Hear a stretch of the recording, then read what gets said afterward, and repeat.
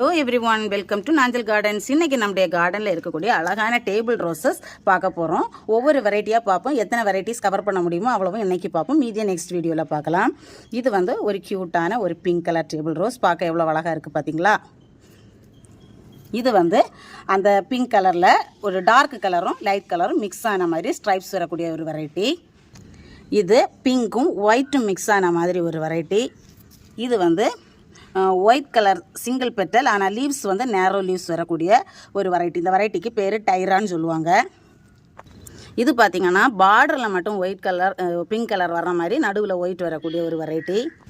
இது வந்து பிங்க் கலரும் பீச் கலரும் மிக்ஸ் ஆகிற மாதிரி ஒரு வெரைட்டி. அப்புறம் இது பார்த்திங்கன்னா ஒரு பீச் கலர்.